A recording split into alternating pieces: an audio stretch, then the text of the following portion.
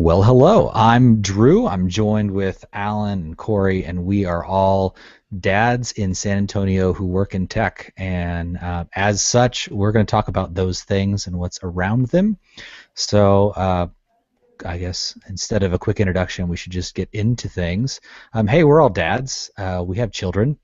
I think most of our children are in or around the reading age, and that has brought up some interesting questions and some conversations we've been having as a group. So let's go into that. Alan, you had a specific question. I'm going to let you pose, and then we'll talk it through. Yeah, so thanks, Drew. The specific question that I had is, I am a father of a 5-year-old boy and a 2-year-old boy, and the 5-year-old is just starting to read, just started kindergarten, and is really starting to read. And in the past, he's shown some interest in card games, right? So like Magic and Pokemon and things like that. And that's always kind of been off the table because he hasn't been able to read, right? So if he can't hold his own cards, it's not going to work as well. So hey, let's now that he's able to read, I really want to start getting into this. It's something he's asking for, so definitely want to get into it, especially since he's asking for it. So just looking for some suggestions and kind of any things to watch out for as I start to get into this new world with him. Very cool. And that's always an interesting topic because, like, what is the age that you start them on these new games? Because these card games can be very convoluted. Magic the Gathering can be a very long-winded game. It's highly competitive. Pokemon, where do you start? Where do you end? You have to learn it in order to teach it to them. So it's just one of those things that what do you do? Where do you start? How do you end up that deep dive? And to walk into a comic shop and be like, hey, I need a game for a 5-year-old. What do you suggest? And they're like, and everybody's response is Pokemon. It's always Pokemon. I actually Why should it be Pokemon, or is it? I mean, is it? it's Pokemon and it's Yu-Gi-Oh, because these are Okay. the most common games. The characters are familiar. There's a lot of media around them, so you have cartoons and you have games and you have it's a normal thing on in their everyday life. So it's just the first thing that everybody goes to mentally. So one of the games that I recommend is Goblins Drool and Fairies Rule, and this was a Kickstarter title. The game is fairly simple. The goal is to you basically get a random hand of cards, and the goal is to either get rid of all of your goblins or win with having 6 fairies in your hand. They all have different names like Eep, Oop, Ak, Orc, Ah. I mean, they have the whole sounding out and phoneticizing what you're talking about. And you battle with rhyme. So it's for kids that are learning to read. It's really cool because they're sounding stuff out. They're seeing words being put together. It's an amazing game. I highly recommend it, especially for kids of all ages. And it's something fun that you can get into. It takes maybe 15 minutes to set up and explain, and then you just go right into it. It's really a clever game.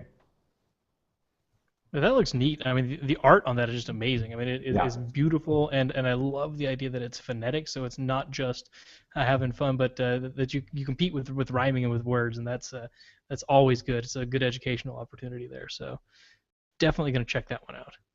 Card games are always a good tool for that kind of thing. I mean, I spent some time in Brazil and not knowing the language, being able to use a game like Uno that we both knew was a good foundation from which we could say, like, okay, this is one in English. What's that in Portuguese? And you could kind of, with some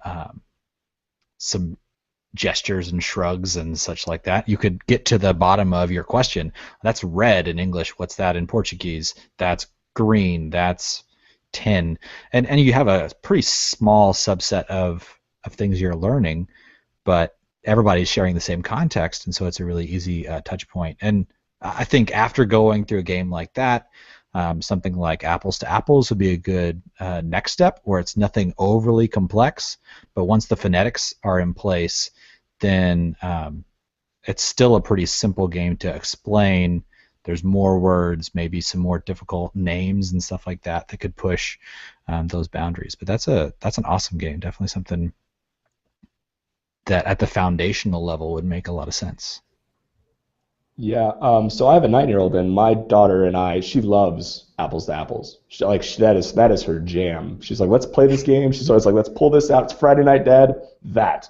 And I'm just happy that it's not Monopoly. You pop the popcorn. We're gonna Yeah, do this thing. right. We're doing it. Let's go, Dad. And that's always fun to me. Apples to Apples is really great, but now she's starting to get into more in-depth games like Settlers of Catan, like Carcassonne, like these Right. games. She's getting involved in. She's like, Dad, Deeper let's play strategy. this. Yes, and she's like starting to have to figure stuff out and how to beat Dad. And I'm like, okay, let's do this. And there's going to be that daunting moment that she beats me, and I'm going to have to go to my room. Checkmate, Dad.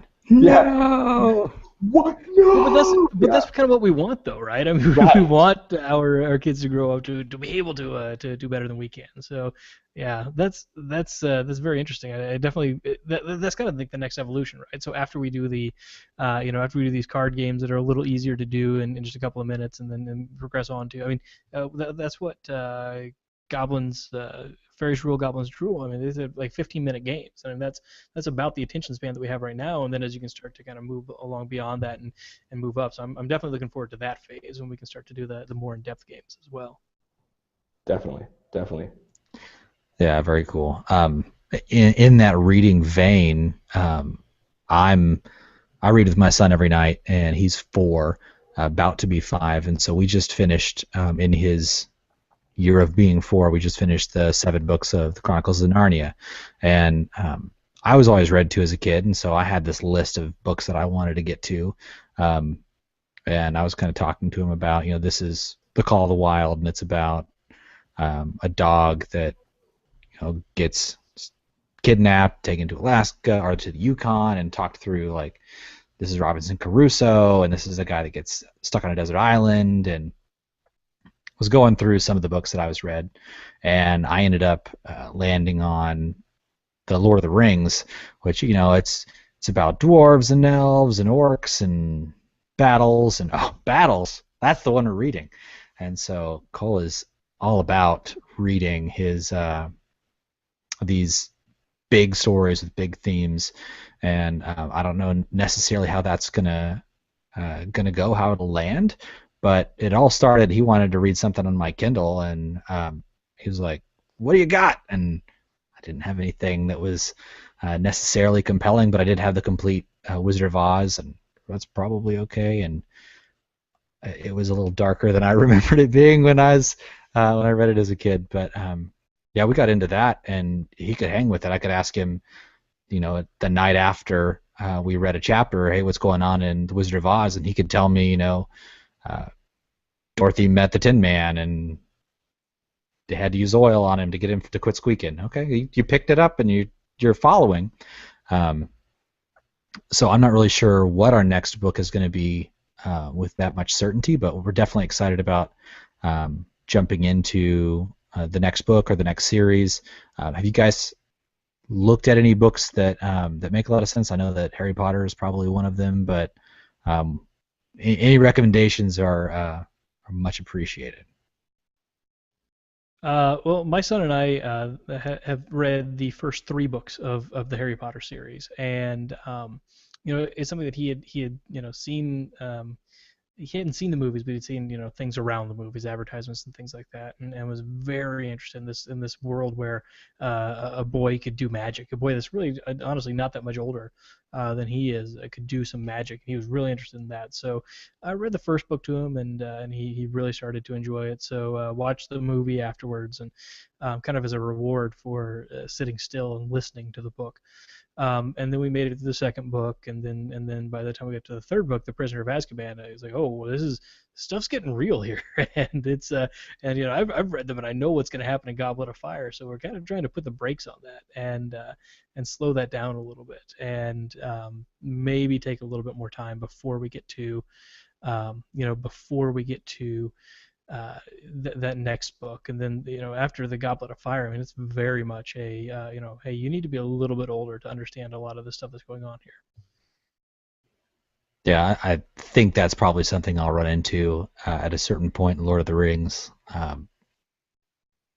I think I was in kindergarten when my dad started The Hobbit, and so we went through that process a little bit older than he is. But I mean, Narnia has some of those elements, but is definitely more tame with similar depth. So, yeah,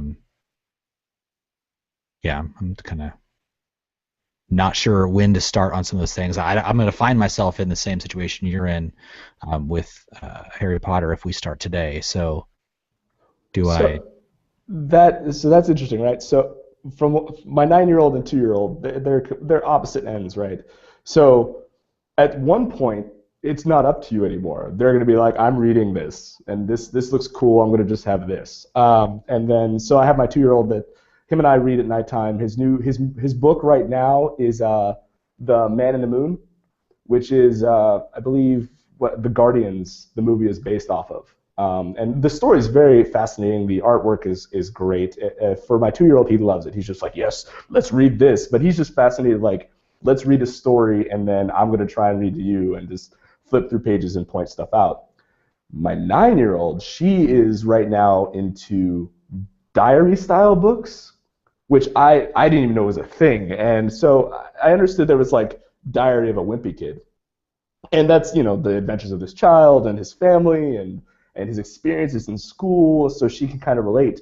But there's like a genre of them. She reads dork diaries, and when you look at these books, there's illustrations, and when you read through it, it's telling a story, but there's imagery, there's someone putting in chicken scratches or making notes, and so you're kind of like living this person's life through a book, and she'll just burn through them back to back to back, and I'm just like, what is this? When do I stop? What do we do from here? And she's the first book she looks at every time. She goes straight to diary books, and I'm like, okay. And I'm like, can we read Lord of the Rings? How about Harry Potter? Can we? I don't know what to do with these. She's like, no, Dad, I'm reading this book, and I'm just happy she's reading, so I can't complain. Yeah. To indoctrinate them while they're young. We have a captive audience. Go ahead and read. I should have already started the Lord of the Rings. Yes, I see. Yeah, Yes. see, I'm already behind. I missed that boat. Percy Jackson is one of those ones that she's into right now. So that's very high fantasy, Greek Roman mythology, which is it's pretty cool too. So Have either of you read any of the Lemony Snicket books? no. I have not. Because they're super. The movie is that super dark with the, I don't know, with a very strange angle taken on it, and it's still a very much a kid's book with a very dark angle taken. And I think the Very Bad, Horrible, No Good, Awful, Very Bad, Very Bad, Very Bad Day book kind of goes that route from a younger age. And so I'm looking at what's dark and good to broach now. And I mean, stopping and talking through a theme in a book is totally dependent on your kid and what they're picking up.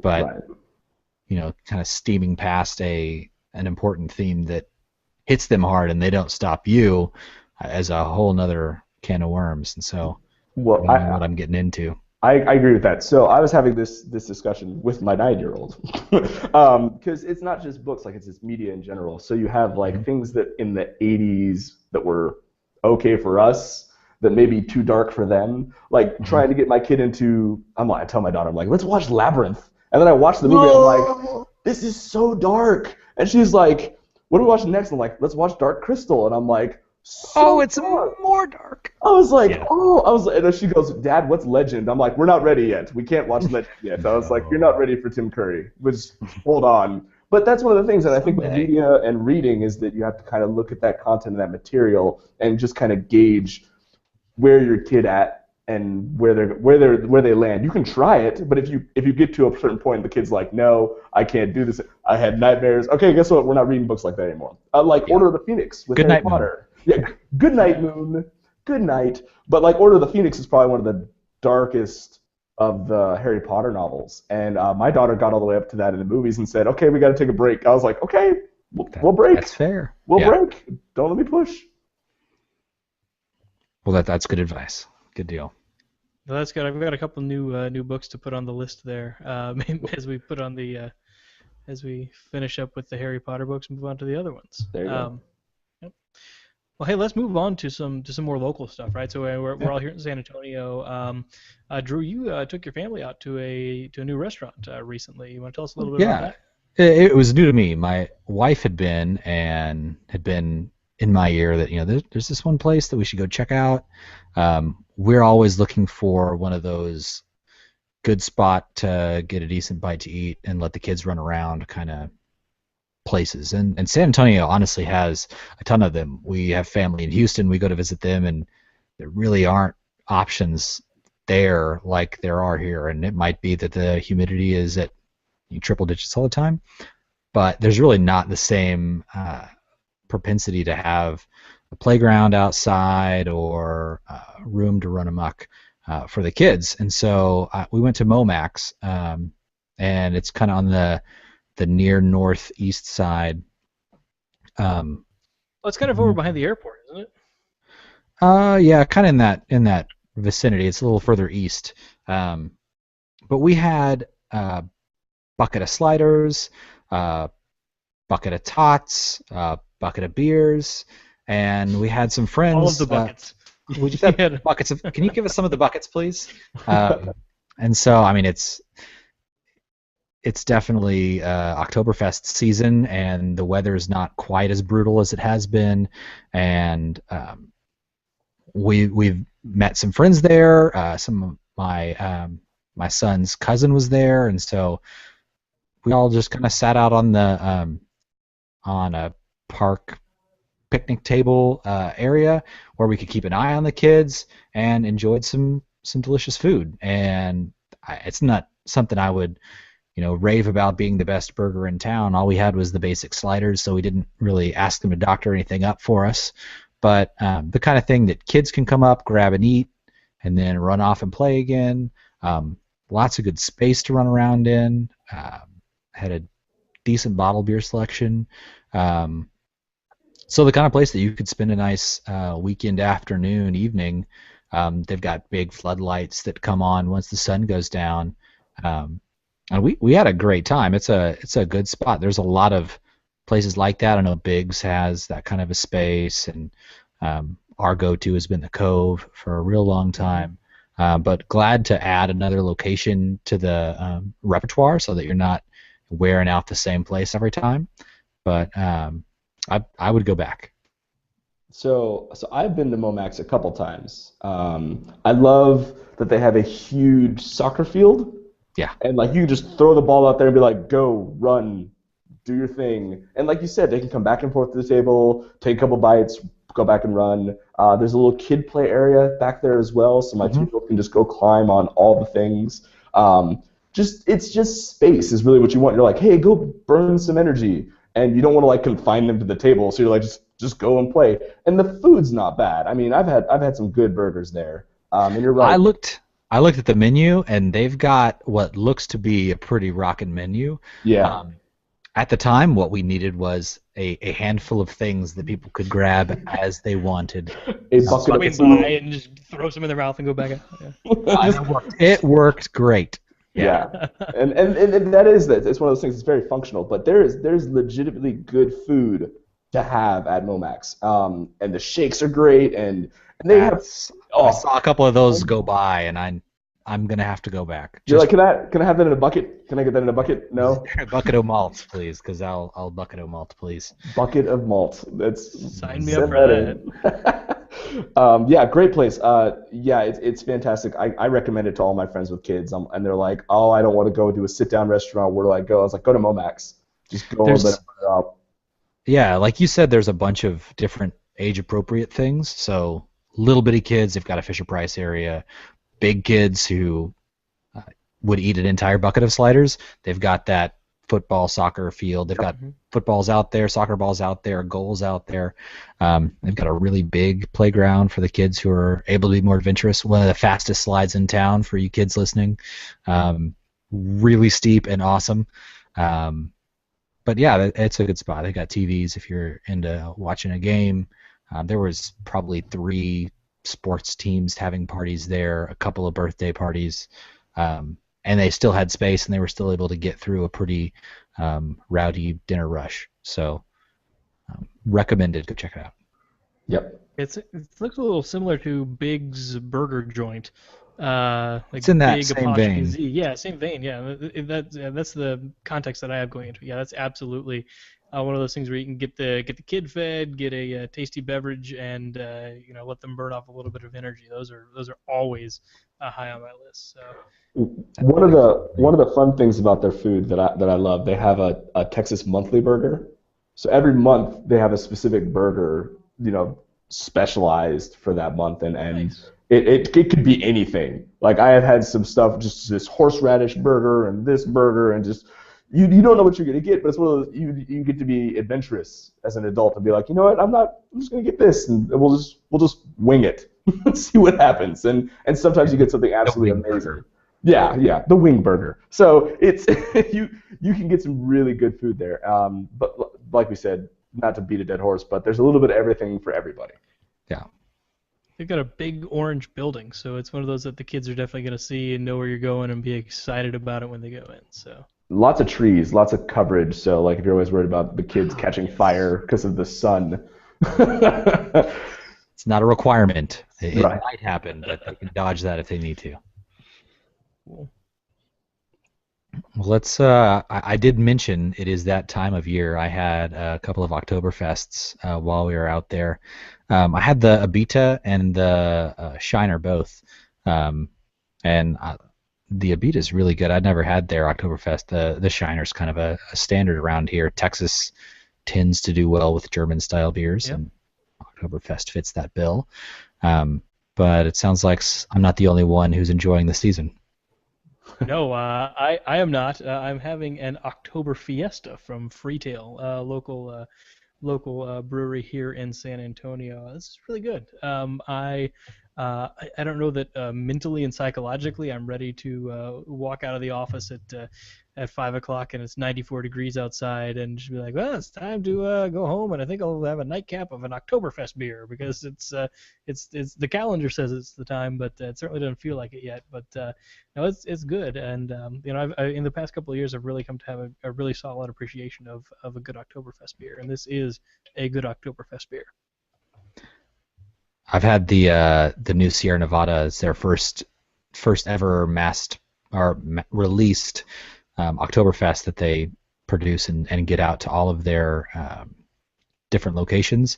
But they worked with a German brewery this year that they will not work with next year. They'll pick a new one and they'll just basically work through Bavaria until they've collaborated with everyone. And Sierra Nevada does good work when it comes to beers to style. I can't find a better brewery, and I would recommend going out and checking theirs.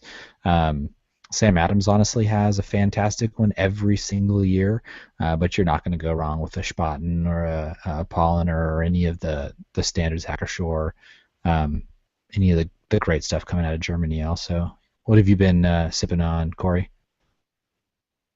So I have yet to have an Oktoberfest beer because I can't. It's not October yet. It's not officially October, so I feel I would be betraying Germany. So there are still a few moments left in September where you could go grab some, so that when October starts, you can begin the year. Yeah. Yeah. So actually, I'm going to an event at one of the great places that we have here in San Antonio is the Hoppy Monk. And they have an Oktoberfest event coming up on the 2nd and 3rd of October.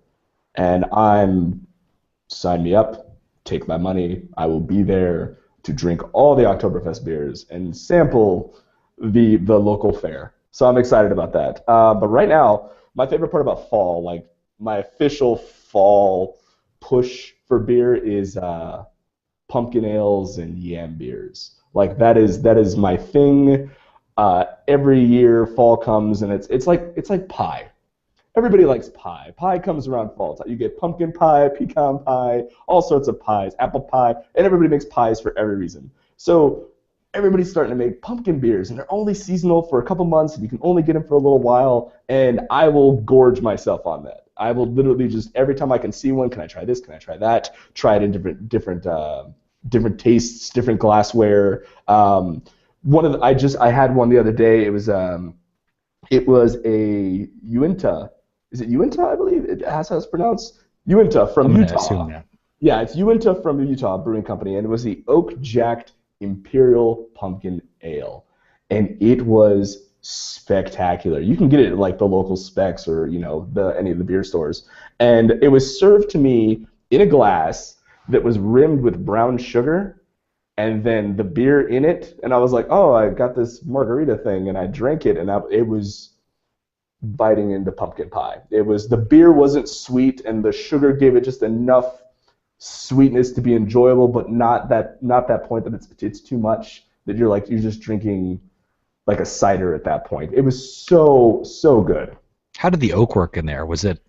It's not prominent because the pumpkin, and you have the whole pumpkin flavor on top of it, but you can tell that you get that oaky flavor, that wood in the back, and I think that's what kind of gives it really plays off of the pumpkin. Like it makes it a good, tasty, individualized beer, and I loved it. I can't recommend that beer enough. That was fantastic. Warlock is another one that's really good, and Warlock. That's more my style, because those imperial stouts that are then integrated with the pumpkin components. Pumpkinator from St. Arnold's is another one of those that is. Those will get my attention every time. Yes, and I mean you've got 2 hops in it, a couple malts, and it's so rich and complex filling. And wonderful. Oh, it's that beer that you come home to and you're like, you ate dinner and you're like, man, I kind of want dessert, and you're like, but I don't really want to eat something overly sweet, and you grab this beer and you're like, this is what I need in my life. This right now, I have to drink this, and you do, and it's always outstanding, and I like to see what some people come up with, and there's a lot more experimentation happening these days, and I love it. It's my favorite part of the season. Yeah, I have a pumpkin ale from who's that, Dogfish Head in the fridge now that I'm looking forward to cracking into. Can't go wrong with Dogfish Head. One of my favorite breweries. That they can do no wrong in my book. I think they get a little on the experimental side, but I love that they're pushing the envelope in all of those ways. Like their minute series are all fantastic. The 120s on the insane end of fantastic. But I had one that I aged for quite a while, and then I set it next to a pretty fresh one, and they both express very differently. I think one of them may have gotten a little oxygenate or exposed, so there was kind of that sherry component there. I don't know what was happening with it, but both really, really interesting. They do a lot of crazy stuff, and most of it's worth trying. Oh yeah, and I mean it's craft beer, so it's one of those things. You don't have to have the same beer over and over. You're getting these new options, and like I said, fall is the time. Yes. Fall, summer, and fall. Like everybody just tries everything at that point. Like, what is this? We should it's an old shoe. Throw it in the beer. We'll see what happens. We call it Dogfish Head Old Shoe 90-minute IPA. Okay, great. We'll have that. So, I would not put it past Sam Calagione from throwing a shoe in a beer and calling it something crazy. And I would drink it. I would just be like, okay, sure, I'll have that. If you buy it, I'll take a sip and then decide from there. Done. That's happening. Good deal. So I think all of us are pretty interested in beverages, and we're planning on doing kind of a what are you drinking roundtable, and we covered most of it. But yesterday was National Coffee Day, and that's my go-to thing. I'm really into coffee, and San Antonio has really been busting at the seams with quality coffee showing up all over the place. And I've had a couple of Ethiopian coffees that have been just insanity. In this last couple of weeks, I got one from Brown and one from Wild Gift, and both have been just stellar cups of coffee. Usually I do a pour-over method, so I've either on a V60 or a Chemex, and that's what I've been drinking in the mornings, and could not be more impressed with some of the coffee that's coming out of Texas, or coming out of Africa and then being roasted by Texas. Brown coffee here in town is nonstop great coffee, and then Wild Gift is, I believe, out of Austin, but they're picked up by Theory, which is a San Antonio coffee truck, and they did something really interesting. What's the Batiti, or is it Bariti? Bariti. There's an R in there, isn't there? Well, they have two different processing methods used on the same bean from the same region, and there's a natural and a washed, and both great, but the wash processed is just out of this world insane. I mean, it's fantastic hot. As it cools, it gets even more interesting, and the fruit flavors come forward really quick. It's great. Yeah, it's Yeah. Baridi. Yeah. Is it Buriti? Okay. Theory Coffee is one of my new things. Like that truck is my new go-to. So typically I go to local coffee because they've always got something coming. They got Ethiopian, African beers. They got beers, coffee. They got some sort of some new coffee flavor that I'm like, I'll have that. Or I had a buddy visit from Chicago not too long ago who I do another podcast with, and I was like, you have to. He's a coffee fan. I was like, you have to go to local coffee. And he goes, we have nothing like this. I was like, right? And they were kind enough to take him like behind the bar and let him see how they make his coffee. Because I was like, you have to get a pour over, and he's never had one, and they were just showing how it happened. And he was just taking pictures and posting on social media like, look, this is how they make coffee in San Antonio. And I mean, it was really a lot of fun. My kids go there with me all the time, and they can just sit there at the bar and just get their hot chocolate and just wait for Dad to get and spend all that time like, can I get a pour over? Because Dad's coffee takes like 20 minutes. But I haven't been to Brown yet. Brown is on my list of places to go. But Theory Coffee and local coffee are just absolutely legit. I can't say more good stuff about them. And I like that that's expanding on my side of town, Alan. It's expanding on my side of town. If for some reason you find yourself free from 8 to 9 on Friday, you should join Puro Cafe, which is a local coffee fan club, I guess, that basically meets at a different coffee shop every Friday morning. And we're going to be at the 1800 location of Brown. Yeah. They've got a Slayer espresso machine, first in Texas, I think. It is immaculate. Their coffee's all fantastic. But if you're free, 8 to 9, Friday morning. I can free myself up for a cup of coffee. Absolutely. It's worth visiting Brown. The 1800 location has the creme de la creme gear in the city. So that's awesome. Fantastic. And their baristas are all very well trained and capable. Knowledgeable. That's always a big thing. So. Before we move away from the whole Oktoberfest conversation, there is an old favorite activity of mine at this time of year. Let me switch here.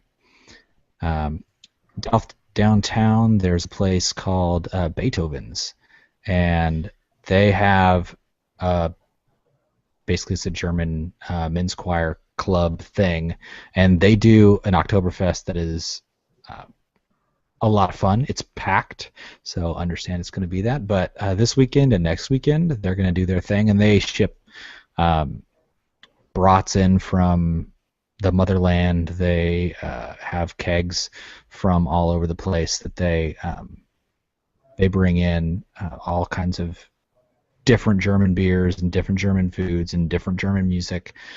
So if that's something you're interested in, it's downtown this weekend and next. So go check out Beethoven's. It's a worthwhile way to celebrate October. I may have to do that. Noted. Recommended. Well, we've covered most of what we wanted to talk about, but I've got one more thing I want to kind of kick around the group. I've used Periscope a couple times, mainly for practice, just to kick the tires and see how it works.